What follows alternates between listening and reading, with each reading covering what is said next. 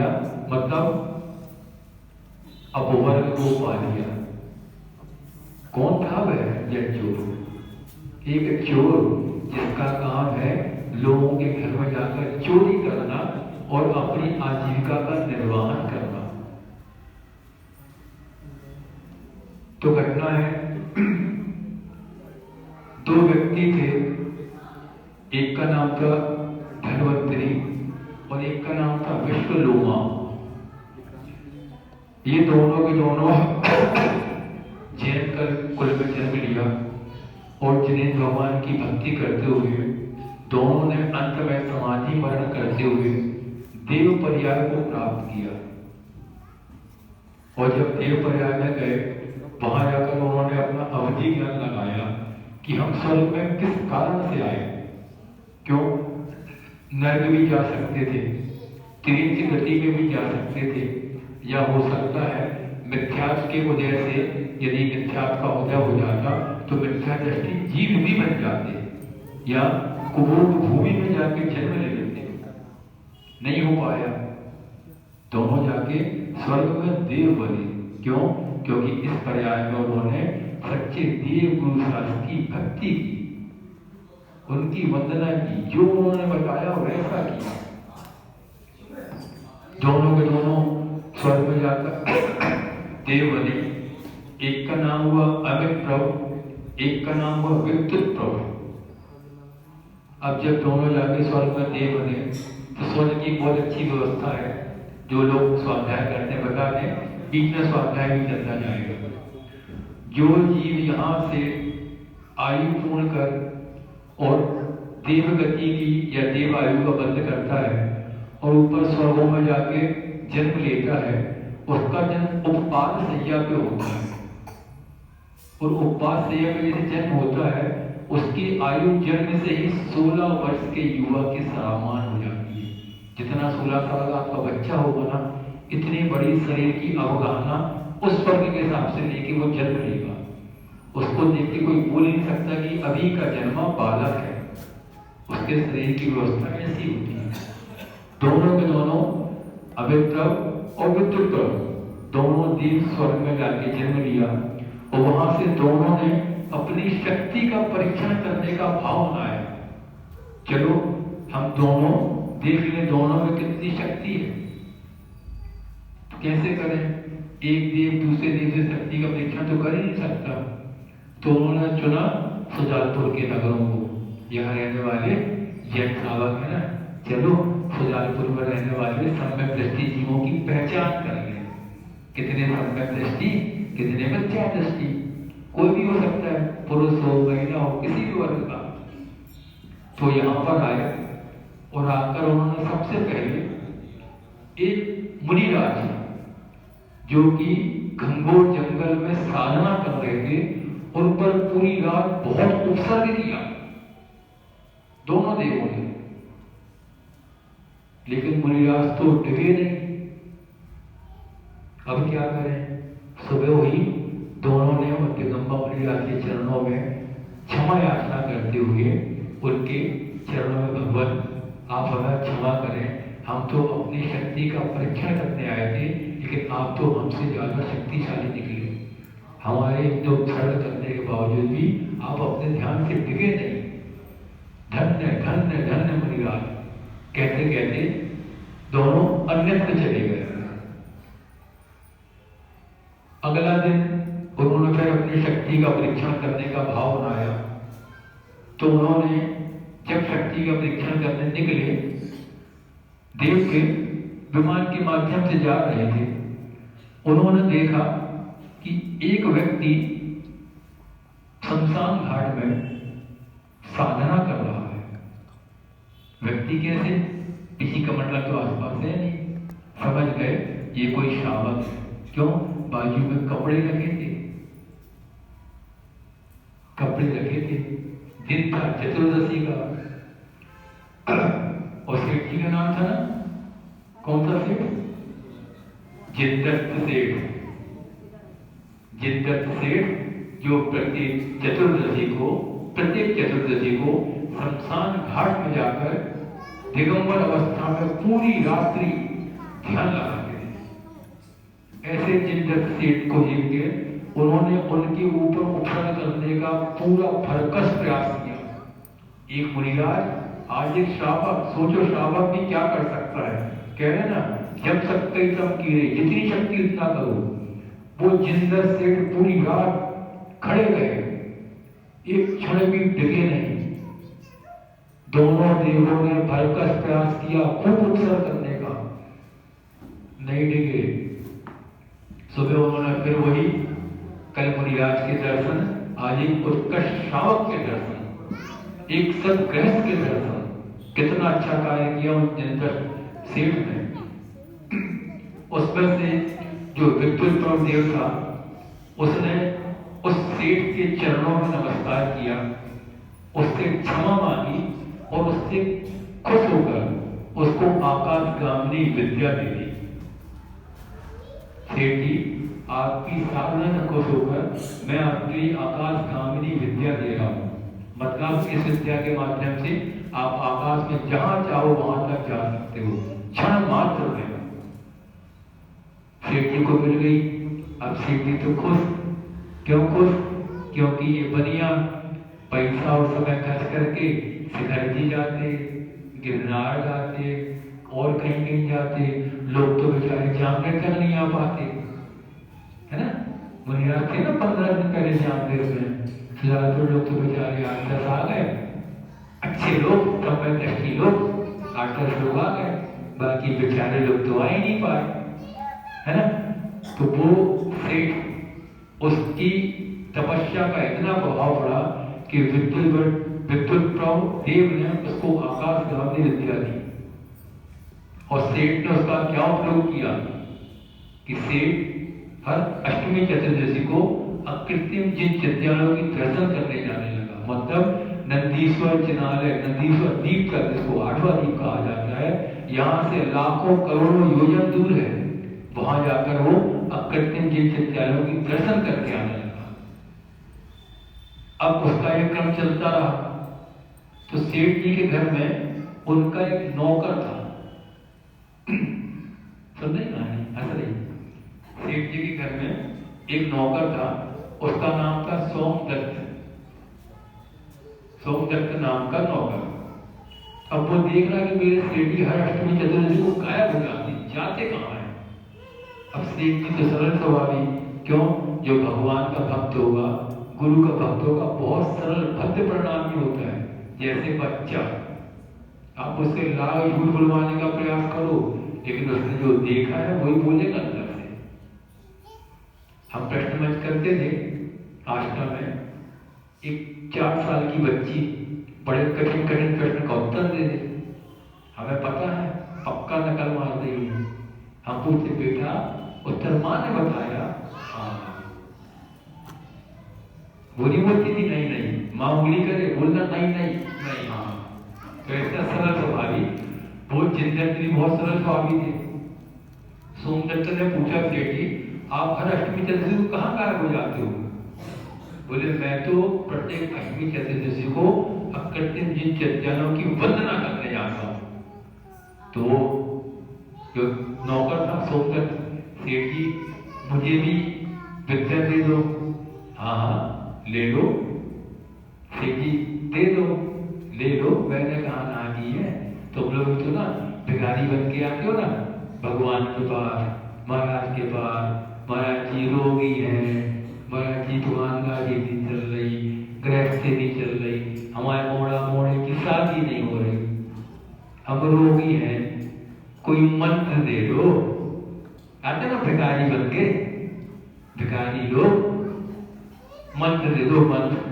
अरे आचार्य लोग कह रहे हैं अपने पास अनादि निरंतर महामंत्र नमोकार मंत्र पढ़ो, ध्यान करो, इससे बड़ा मंत्र तो कोई है ही नहीं। कहाँ दुनिया के मंत्रों को चक्कर में लगे हो, है ना। 84 लाख महामंत्रों का राजा है नमोकार मंत्र, अनादि निरंतर। सोचो, ऐसो पंच नमोकारो सब पाप प्रणाशनो मंगलानाम से सभ्यम बड़म भवई मंगलम। सब बोल रहे हो, अर्थ किसी को नहीं पता, बुद्धि में आई नहीं रहा। क्यों? अनादिकाल से भीख मांगने की, भिखारी बनने की आदत अपने अंदर है ना। अब तो कम से कम बताया जा रहा है, कटाक्ष है, बुरा नहीं मानना, लेकिन बोलना जरूरी है, क्योंकि अपने पास इतना ज्यादा पावर विद्यमान है, उसका उपयोग नहीं कर पा रहे। जितने भी अन्य धर्म के लोग हैं ना, जैसे तुमको कभी ऊपरी वाला या बूझ लग जाती है तो वो लोग नमोकार मंत्र के माध्यम से झाड़ते हैं, उनको श्रद्धांजलि है नमोकार मंत्र पर, लेकिन तुम बनियों को श्रद्धांजलि नहीं। फट से भिखारी बन के वो पहुंच गए उनके पास झड़वाने, है ना, कहीं और चले गए झड़वाने। भैया नमोकार महामंत्र है, उस पर श्रद्धा रखो। सेठ जी ने सोमदत्त से कहा, मुझे विद्युत पर्वत देव ने यह विद्या दी है और कहा है जिसको भी दो, यदि वो नमोकार मंत्र को सिद्ध कर लेगा तो उसको आकाशगामी विद्या मिल जाएगी। सेठ जी मुझे भी दे दो। बताया ना, आप तो नमोकार मंत्र को सिद्ध करो, आपको ये विद्या हासिल हो जाएगी। सेठ जी कैसे करना है, सेठ जी ने पूरा तरीका बता दिया। अब जब अनुभव नहीं होता है और अंदर उतावलापन होता है या दूसरे से कंपटीशन प्रतियोगिता करने के भाव होते हैं तो बड़ी दुर्दशा हो जाती है। वही दुर्दशा उस सोमदत्त पटक की हो गई। वह पहुंचा बरगद के पेड़ में, पूर्व दिशा की ओर जो एक डाली थी, उस डाली में उसने टोकरी में 160 रस्सियां बांधी और उस टोकरी को उस डाली पर लटका दिया, मुखता पूर्व दिशा की ओर। अब सेठ जी ने बोला क्या करना, नमोकार मंत्र को सिद्ध करना है और नीचे पहले पहले शस्त्र लगा दिए, ऊपर से गिरे और निपटे,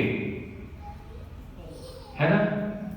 तुमसे बोले कोई भी यहाँ शावक बैठा है, हम बोले ऊपर से कूद जाओ, अरे महाराज तुम तो जिंदा ही मारने की बात कर रहे हो।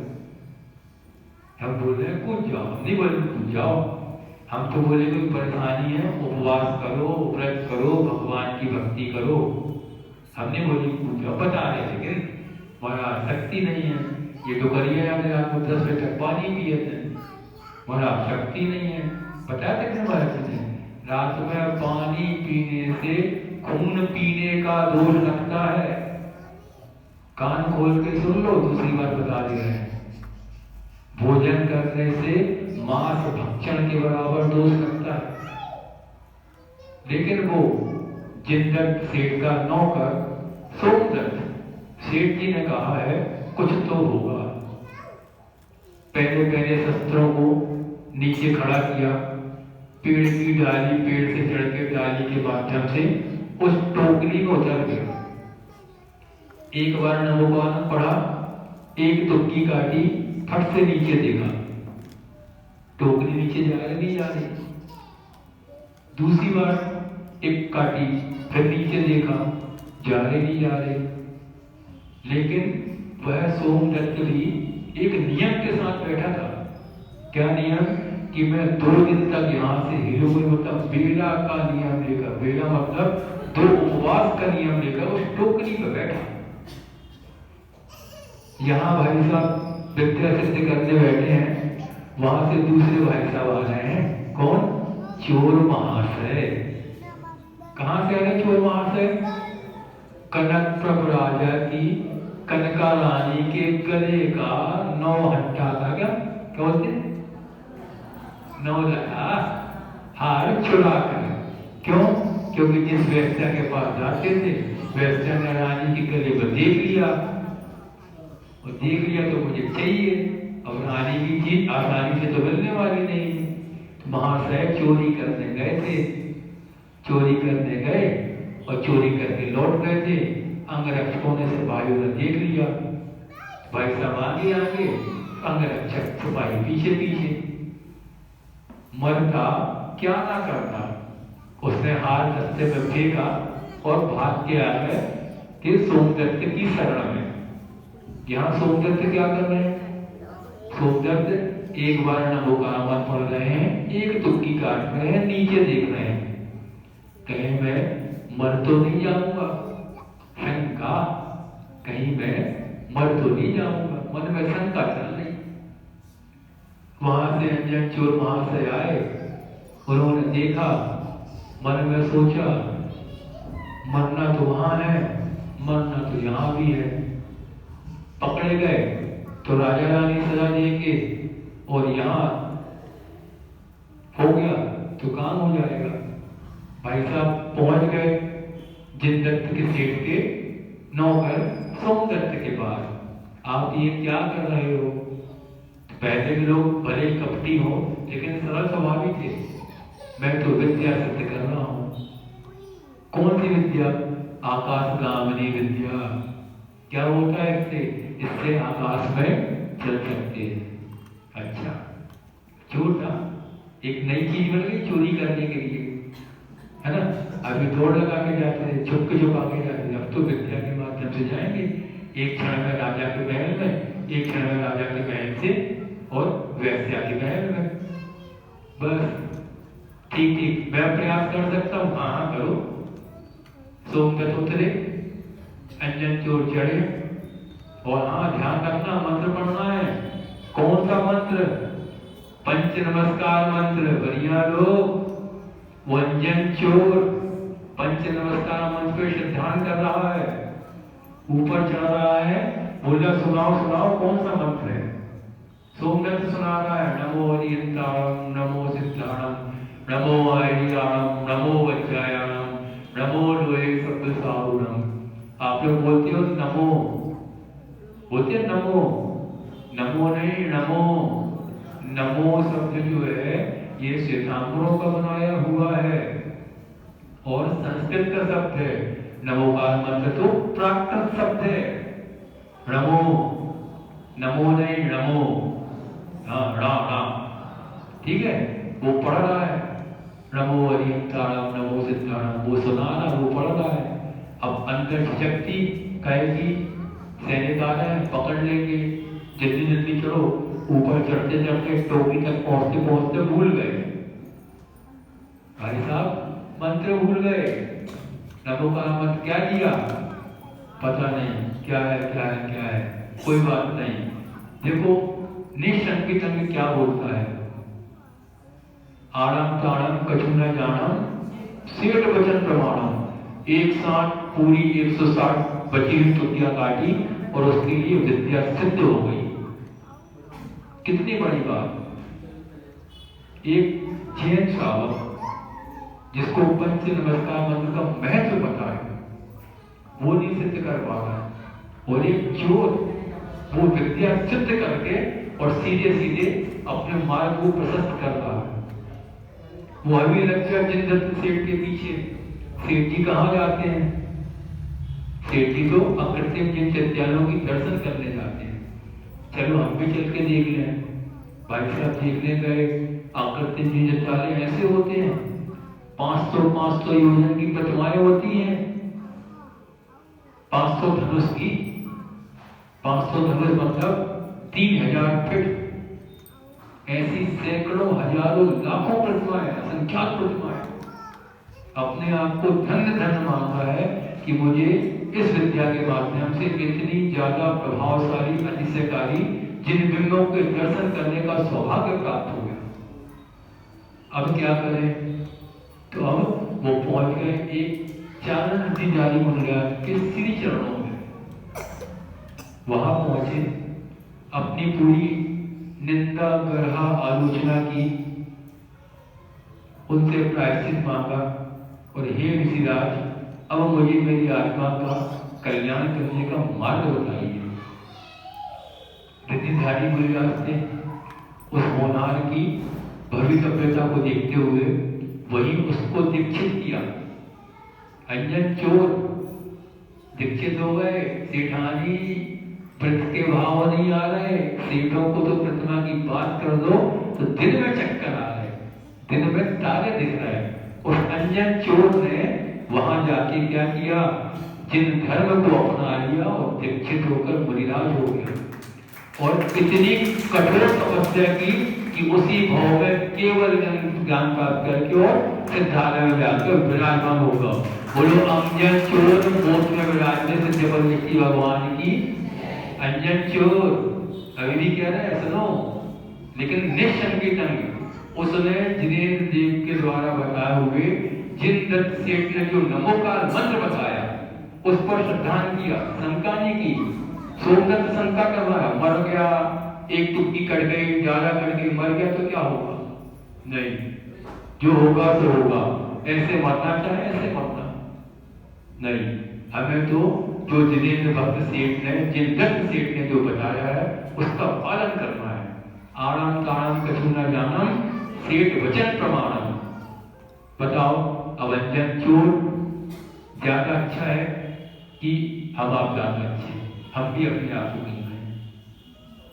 जिसको जैन धर्म के बारे में एक अक्षर भी नहीं पता, वो मात्र निशंकित बिगर शंका के जो कार्य बता दिया श्रद्धांत से कर लिया और जाके सिद्धालय में विराजमान हो गया। अपने लिए कितने उपदेश कर रहे हैं, कितना धारण कर पा रहे हैं? बताओ, बंटी की माँ हमने कहीं पे तुम्हारा ले लो भाई, अरे महाराज ना हो पाए, पीछे नहीं देखो भाई तुम्हारा भी नंबर आएगा। बताओ, अब तो बुढ़ापा आ गया। आचार्य भगवान एक बहुत सरल सूत्र कहते थे, आज पुण्य जैसे याद आ गया। ये पीछे जितनी डुगरियां बैठी है ना, जितनी कुर्सी पे बैठी है, कुछ नीचे भी बैठी हैं, कुछ यहाँ डुगरा बैठे हैं भविष्य के, कुछ अभी के हैं। अपन सब के लिए हम भी शामिल हैं। आचार्य भगवान ने एक बहुत छोटा सा सूत्र दिया, लेकिन चोटी का सूत्र है। हिला दे अच्छे अच्छे। आचार्य भगवान ने सूत्र दिया, जीते जी कुछ कर जा, जीते जी कुछ कर जा, कर्जा लेकर मत जा। मतलब जैन कुल मिला, मनुष्य पर्याय मिल गई, अभी भी यदि कुछ नहीं किया तो हमारे आगे आने वाले भाव पर बहुत बड़ा कर्जा रहेगा। वो कर्जे की स्थिति पता क्या है ना, कितने ज्यादा प्रतिशत से चक्रवर्ती ब्याज से ब्याज लगता है। आदमी बिक जाए, परिवार बिक जाए, घर गृहस्थी बिक जाए, लेकिन कर्जा नहीं चुकता। ऐसे ही ये अपने यदि पुण्य वजह से मनुष्य कुल मिला और जैन कुल मिला, मनुष्य पर्याय मिली, यदि इसका उपयोग नहीं किया समझ जाओ क्या होने वाला है। इसीलिए जिसके जो जैसे नियम, जितने नियम है उतने तो दृढ़ता के साथ पालन करना ही है। प्राण कल के जाते आज जाए, आज के जाते अभी जाए, लेकिन जो हमने नियम दिया उसमें हम समझौता नहीं करेंगे। ये हमारा दृढ़ सिद्धांत है। गुरुओं की वाणी है, गुरुओं ने ग्रंथों की वाणी को जिनवाणी के माध्यम से पठन पाठन करके अपन जैसे अज्ञानियों के पास तक लाके परोस दिया। धन्य है ऐसे आचार्य परमेश्वर भगवान विद्यासागर महाराज, जिन्होंने अपन जैसे अज्ञानियों के लिए अपना कल्याण कैसे हो इसके लिए इतना बड़ा एक उत्साहवर्धन, उत्साह बढ़ाने वाला प्रोत्साहन कार्य किया। यदि आचार्य परमेश्वर भगवान विद्यासागर महाराज ना होते तो बताओ क्या होता। एक दिन हमने और कहा था, अपन जिस समय जी रहे हैं 20वीं सदी 21वीं सदी में, आज से लगभग 50-60 साल पहले यहाँ पर एकांतवादियों का बोलबाला था, एकांत पक्ष वालों का। उस परिवेश में आकर आचार्य भगवान ने कितना ज्यादा जिन धर्म का परचम लहराया, झंडा गाड़ा। सबको पता है, बताने की कोई आवश्यकता नहीं। यदि आचार्य भगवान ना होते हमारा आपका क्या हो रहा होता। ना मंदिर होते, मंदिर होते पूजा करने वाले पुजारी नहीं होते, किराए के पुजारी आते 15-20 सालों महीना के, वो आके तुम्हारा भगवान का इसे पूजन करते। कुछ भव्य महिलाएं होती तो गलती से भगवान का इसे देने चली जाती, नहीं तो घर गृहस्थी के कार्य में तो लगी रहती। कुछ भव्य पुरुष होते, ये चले जाते। आज हमारा मन हो रहा भगवान का अभिषेक करने का, ऐसी मानसिकता बना के चले जाते हैं कभी कभार। लेकिन आचार्य भगवान की कितनी असीम कृपा है अपन सब के ऊपर कि उन्होंने अपन सबको धर्म करना सिखा दिया। उपकार मानो अनंत अनंत अनंत उनका इतना उपकार है कि अपन तो अनंतों बार जन्म ले लो तो भी इस पंचम काल जहाँ पर मिथ्यात्व की अधिकता है, होंडा और श्रवणी काल है, तो भी अपन आचार्य भगवान के इस दिव्य उपकार को चुका नहीं सकते। बहुत अनंत उपकार है आचार्य भगवान के, कैसे चुकाएं? आचार्य भगवान कहते हैं बहुत सरल भाषा में, मेरा किया उपकार चुका सकते हो।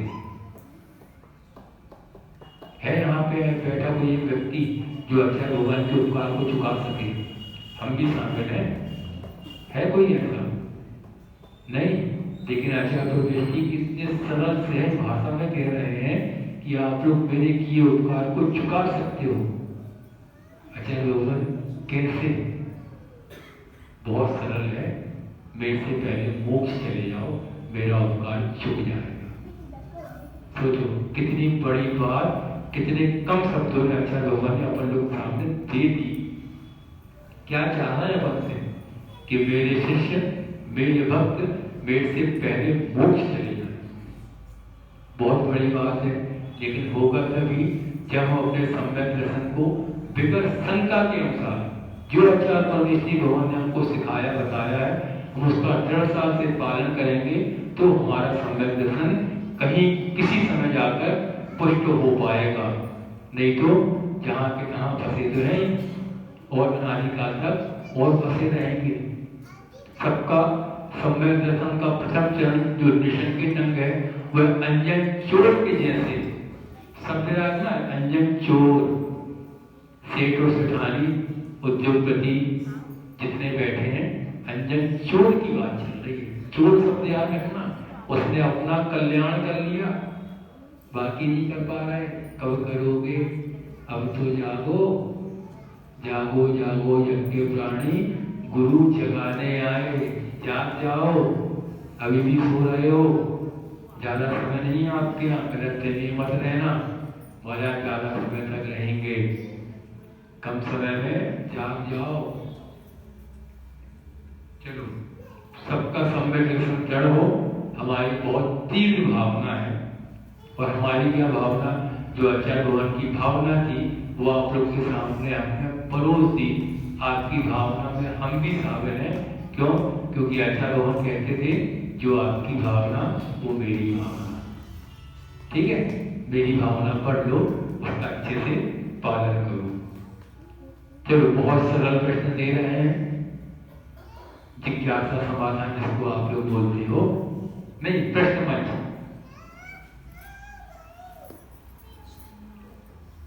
भाई शांतिनाथ की बड़ी बहन का नाम क्या था? भाई शांतिनाथ की बड़ी बहन का नाम क्या था?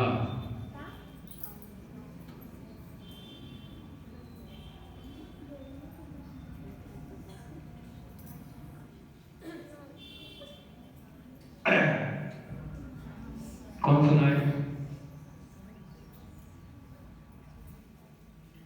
देखो नकल कराओगे ना तुम्हारा गिफ्ट चला गया, बताना नहीं किसी को।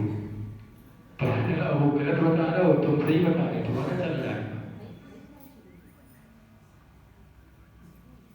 बताओ वो अष्टावही नारी, हमारी सबसे प्रिय नारी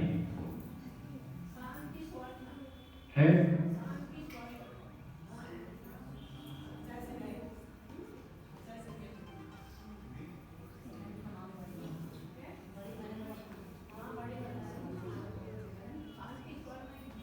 अच्छा, शांति नहीं, शांता और स्वर्णा दो नाम थी, दोनों बहनों से बड़ी। ताली बजाओ दादी। देखो वो दादी पढ़ी लिखी नहीं है, हमने ऐसा सुना है, पढ़ी लिखी नहीं है, लेकिन याद सब कुछ उनके दिमाग। ये है क्षयोक्षम की प्रकृष्टता।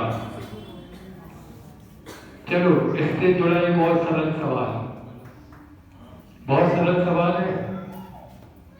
दादी खड़ी हो जाओ, ले लो, 2 कदम तुम बढ़ो, 2 कदम वो बढ़े।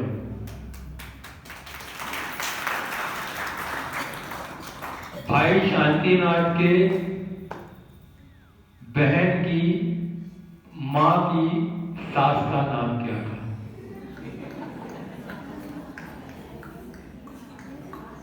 शांतिनाथ की बड़ी बहन की मां की सास का नाम क्या था?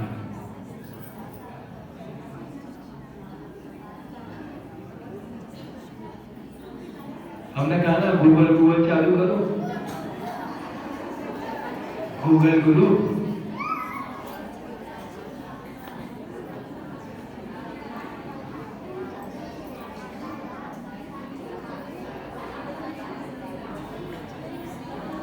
बोलो नहीं, बोलो नहीं, बोलो नहीं, मौन से। बहुत बढ़िया, देखो चालू हो गया गूगल गुरु। करो करो, प्रयास करो, प्रयास करो, बोलो थोड़ा सा। आप बताओ, बहन बताओ।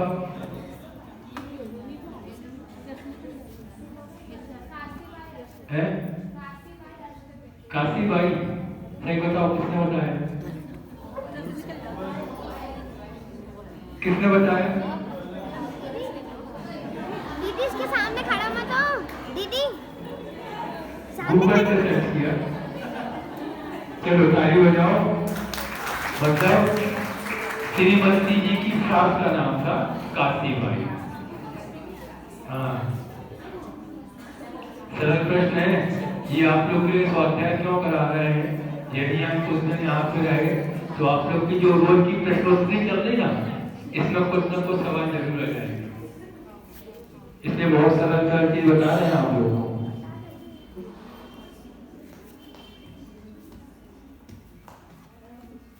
एक ऐसे आचार्य महाराज का नाम बताइए जिनके चरणों के स्पर्श करने से लोहा भी सोना बन जाता है। एक ऐसे आचार्य महाराज, गूगल गूगल, एक ऐसे आचार्य महाराज जिनके चरणों के अंगूठे के स्पर्श करने से लोहा भी सोना बन जाता है।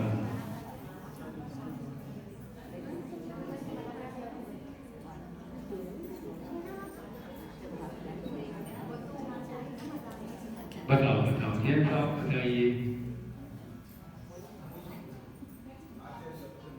बैठ जाइए, ताली बजाइए। प्रयास तो किया। हाँ बताओ, कौन बता रहा है? बताओ बताओ, प्रयास करो। आचार्य श्री जी, बैठ जाओ। आपकी भावना बहुत अच्छी है, जल्दी भावना पूरी हो। बताओ जानी आष्टावादी, बैठ जाइए। बताओ मनोज जैन। नहीं, बैठ जाइए। अच्छा इसी बहाने से सारे आचार्यों का नाम तो ले रहे हो, असंख्या पूरी करने की निंदा हो रही है। बैठ के नहीं, खड़े होके बोल रहा, ऐसे नहीं। बैठने वालों को सुनेंगे नहीं। आचार्य शांति साहब, ताली बजाइए, बहुत बढ़िया। बैठ जाइए।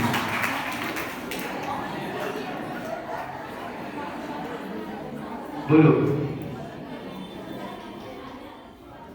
बहुत बढ़िया। आचार्य पूज्यपाद महाराज, जिन्होंने सर्वार्थ ग्रंथ की रचना की, जिन्होंने समाधि तंत्र की रचना की, जिन्होंने स्टोकेस ग्रंथ की रचना की, ऐसे आचार्य पूज्यपाद स्वामी महाराज जिनके चरणों के अंगूठे के माध्यम से लोहे का स्पर्श कर दो वो सोना बन जाता है।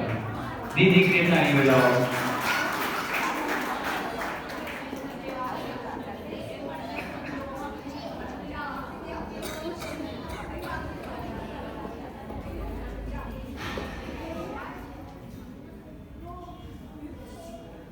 अच्छा, सब लोग टीवी देखते ना, मोबाइल भी देखते हो, आचार्य भगवान के बारे में थोड़ा सुनते जानते भी हो।